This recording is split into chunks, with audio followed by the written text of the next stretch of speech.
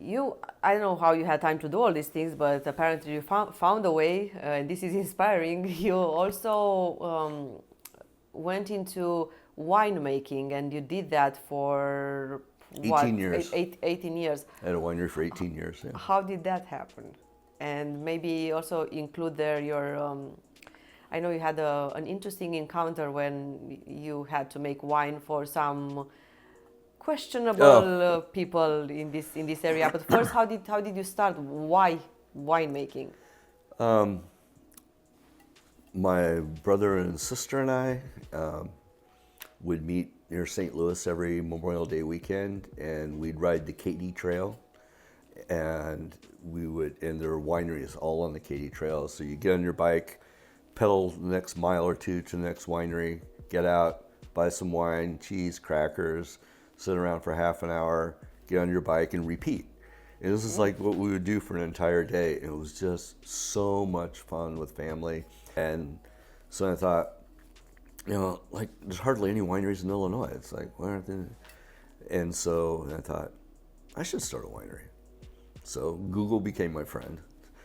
I learned how to make wine, poorly in the beginning, but learned how to make wine.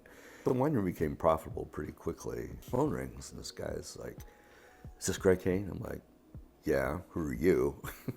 And it's like, I'm such and such, and my boss has made a bad batch of wine, and we need your help. It was fear. It was fear in his voice, like a mile from my house. I'm like, sure, set it up, I'll stop by. So I pull up to this address in my car, and it's just like this long row of hedges and wall for as far as the eye could see, like hundreds and hundreds of yards, and there was this big double gate and nothing else. Like there's no sign, there's no number. It's like this gate in the middle of this long blank wall. So the gates just open, It was like the most bizarre thing. They opened. So I'm like, okay, I guess I'll drive in. So I drove in. It was kind of an asphalt road for about 200 yards. Wove around a little bit. And I'm noticing on this little drive that there's like life-size dinosaurs on the property. And probably 30 gardeners that I could see.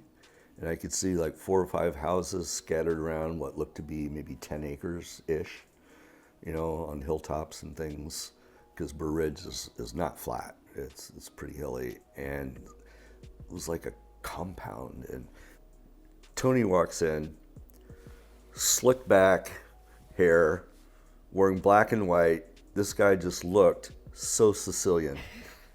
And I don't mean that in a bad way. I'm just like, if you've seen the movie Godfather or anything, like he's the poster child of what you would imagine a Sicilian man, about a 45-year-old Sicilian man would look like. Get a sample of the wine. I'm able to tell Tony exactly what the problem is, how he can avoid it next year. So every time Tony would hear something that was like an aha moment, he'd reach into his pocket, he pulled out this probably 3-inch diameter wad of $100 bills, and he'd just like, and he'd shove them in my pocket. And then, so after he'd done this like 4 or 5 times, I'm like, I just need to come up with more and new and interesting things to tell Tony and see how long this can go on. An hour goes by or so, and like, Tony's like, you have to help me make the wine next year. What was the problem with the wine? It had an Acetobacter infection, which comes from fruit flies. And so we were able to trace it down to the way he got his grapes in from California. He came in on a rail car, unprotected. They were covered with flies. And he's like, you have to help me make the wine next year. And I'm like, no, Tony, I don't. Why were you saying no to him? Were you playing hard to get, or were you afraid to go back there? It did get to be kind of a game a little bit. It was kind of fun. But I really didn't intend to help him make wine. How about I send you and your family to France for a month on my dime? Will you help me make the wine then? And he goes, I'm thinking, you know what, Tony? I was wrong. You're right. I can help you make wine next year. And so I helped him make wine. I acquired everything he needed. I marked it up a lot, so I still made a ton of money on that. And we went to France for a great trip in the Dordogne River Valley. And it was just awesome on his dime. That's awesome.